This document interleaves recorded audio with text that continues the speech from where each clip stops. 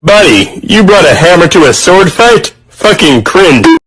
Hey guys, what's going on? This is Tyler, and today we are going to be doing our final part of What If Kakashi Adopted Naruto, or slash part 8.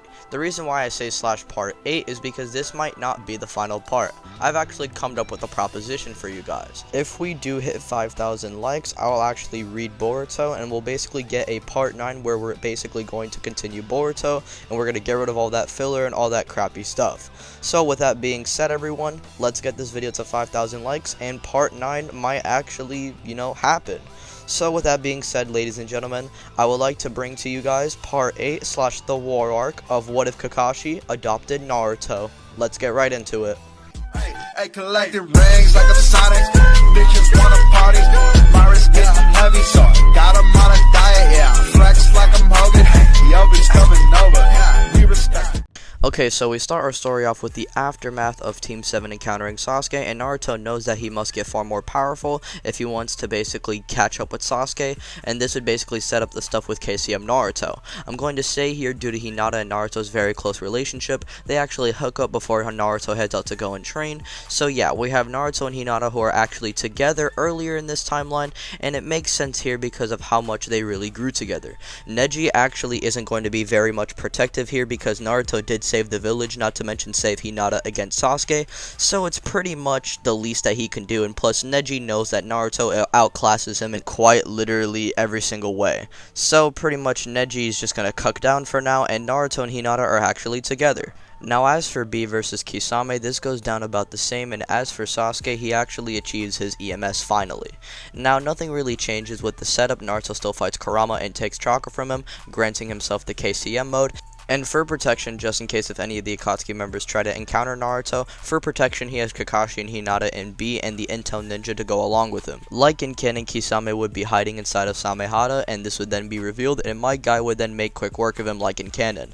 Now because of Kisame not being trapped with wood rather than just being surrounded, since Yamato is not actually going along in this timeline, so they just kind of like hold Kisame down until Kisame then catches them all off guard, and he basically surrounds himself in a water prison, and he then summons a bunch of sharks, only this time he uses the sharks to then attack Naruto and his group as a distraction so he can actually escape. And because of Kisame's overwhelming speed advantage inside of the water, Kisame actually escapes. And so with this, they actually don't get the intel from Kisame like in canon. However, in this timeline, Kisame is actually alive.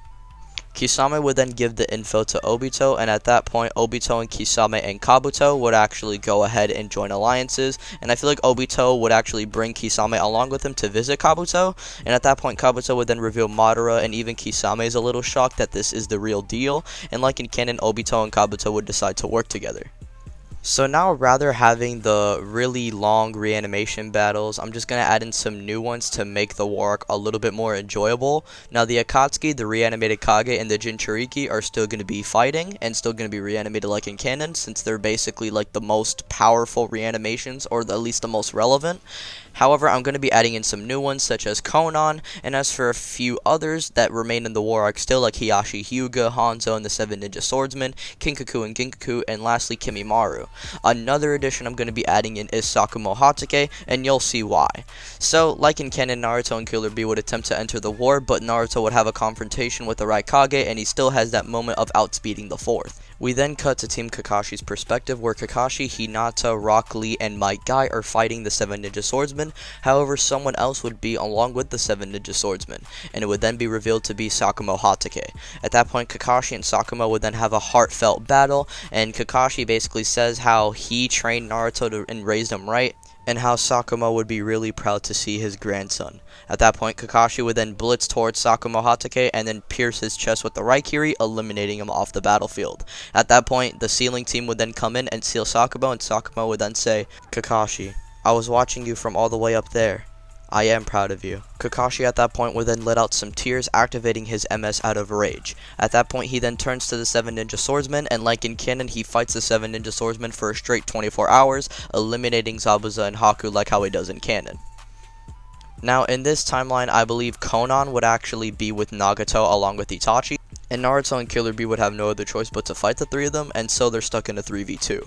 If it wasn't already hard enough, because like in canon, Naruto gets ragdolled by Itachi and Nagato, same thing with Killer Bee, only this time Konan is there to basically do some extra damage. However, like in canon, Itachi is then released from the Edo Tensei. He would then use a Amaterasu on Nagato and then blitz him with the Totsuka Blade, and at that point Konan would then be blitzed with the Totsuka Blade to her chest as well. And so Nagato and Konan would then be sealed, and at that point Itachi would go ahead and go help Sasuke combat Kabuto. Now as for Naruto and Killer Bee, they still combat the Jinchuriki, and Naruto and Killer Bee actually do a lot better than they do in canon due to Naruto's extra strength.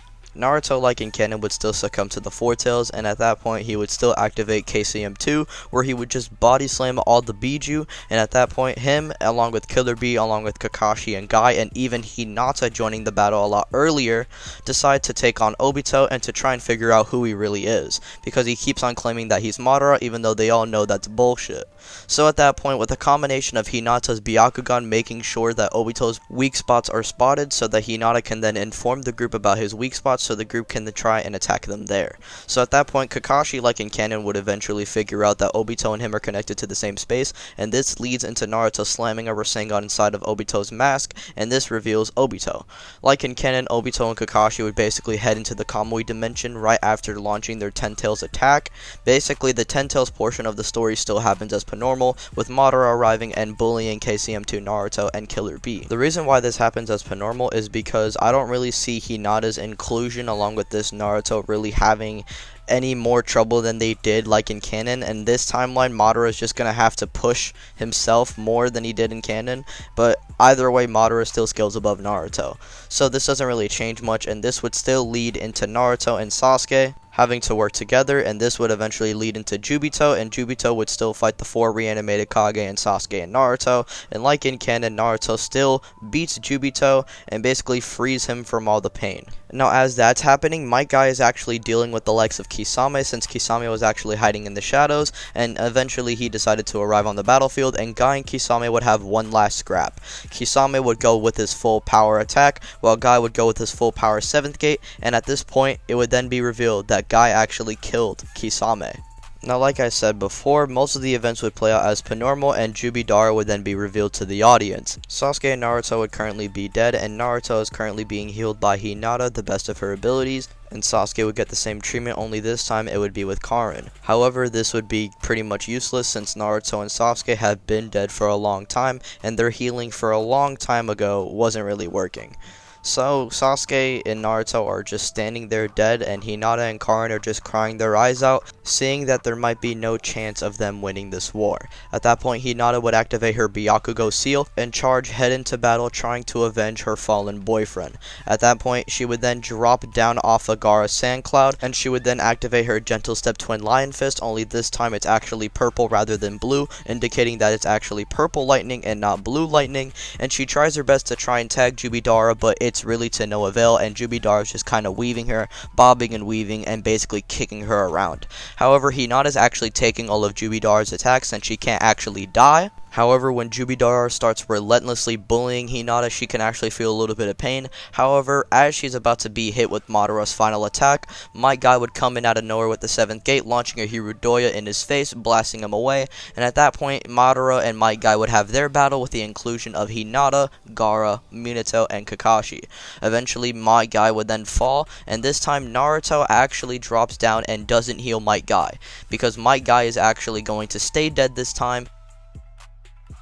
Definitely shouldn't have gotten that kind of power to basically reverse the effects of the 8th gate, because the 8th gate should just be an instant death jutsu. So I'm basically going to have it like that. Even when Naruto uses his best healing powers, it doesn't work at all. So yeah, Might Guy stays dead, and this upsets Naruto because Kakashi and Might Guy cared about each other, and Naruto cares about Kakashi, and actually did kind of like Rock Lee along with Might Guy himself, so inherently Naruto's just going to be upset by this, and Naruto and Sasuke would then bully One-Eyed Renegon Madara, and they would then fight Two-Eyed Renegon Madara etc., and they would still beat him in the process. Like in canon, Black Zetsu still betrays him, and Kaguya is then born, and with the combination of all Team 7's members along with Obito, and this time Obito doesn't give Kakashi this time instead of Obito giving him the 6 path powers, he would actually just give Kakashi his Sharingan back since he believes he earned it, and at that point Kakashi would then use Kamui to react to Kaguya, and basically Kamui one of Kaguya's hands away, which basically saves Hinata in the process. At that point Hinata sees another Kaguya palm coming at her,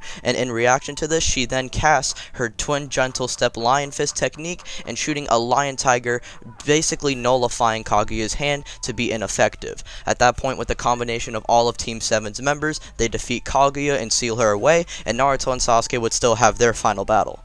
So there we go, that's the end of Shippuden. Naruto and Hinata still get married and Boruto is still born. If you guys do want Boruto to happen and basically part 9 to happen and overall the continuation of the series, be sure to get this video to 5,000 likes like I said in the intro, because it does help out a lot, and Boruto is going to be very torturous for me to try and read or watch. Should I read it or watch it? What do you guys think?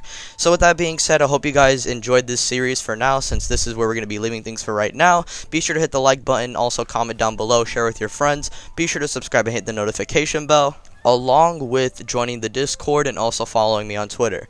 My name is Tyler, and guys, thank you guys being very patient for part 8, and with that being said, I'm going to get up out of here. Peace out, have a good night everyone.